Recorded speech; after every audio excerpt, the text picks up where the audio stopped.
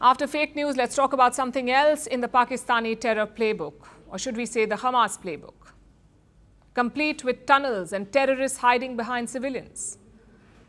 Look at Pakistan's terror infrastructure that was destroyed in Operation Sindoor. Much of it is deliberately located in busy civilian areas.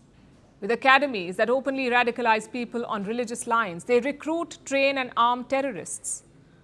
All of this goes on in densely populated civilian areas. They've also built terror tunnels, just like Hamas. Think of them as an intricate network of infiltration. And look at the carefully crafted optics, regular meetings, reportedly even training sessions between Pakistani terrorists and Hamas. Clearly, Pakistan's terror factories are running on the Hamas model. Our next report tells you more. If Hamas has a playbook, Pakistani terror seems to have a copy of it. Here's why. On the night of Operation Sindoor, when India destroyed 9 terror camps in Pakistan and Pakistan-occupied Kashmir, among them was Sayyidina Bilal. This was a center for the terror group Jaish-e-Mohammed. It held a training complex, a transit camp, and of course, weapons. Do you know where it's located? In Muzaffarabad, a densely populated city in Pakistan-occupied Kashmir. Another target was the Markaz Taiba camp. It has trained terrorists like Ajmal Kasab and David Headley for the 2008 Mumbai terror attacks. It has radicalized and indoctrinated people. Reports say it worked as a special academy for the religious indoctrination of terrorists. Do you know where this building is located? In Pakistan's Punjab province, in the heavily populated area of Muridke. The link is as clear as day.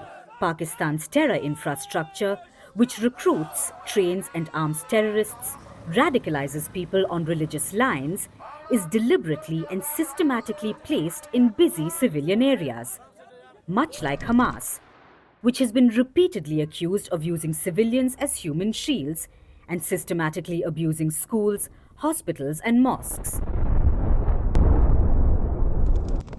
But that's not all. During India's measured operation, another target was Sarjal. It's located in Sialkot, a city in Pakistan's Punjab and the 12th most populous city in the country. Sarjal held the main launching site of Jaish-e-Mohammed, and it's hidden in a village health center. Pakistan's cross-border tunnels are also the handiwork of this facility. Yes, tunnels. Not one, not two, but dozens of them. Intricately weaved to curate a network of infiltration. The discovery of this network has been a periodic affair over the past 2 decades. These tunnels originate in Pakistan and make their way to India along the India-Pakistan border in Jammu and Kashmir, Punjab and Rajasthan. In Jammu and Kashmir alone, India's border security force has identified tunnels stretching over 33 kilometers across Jammu, Samba and Kathua.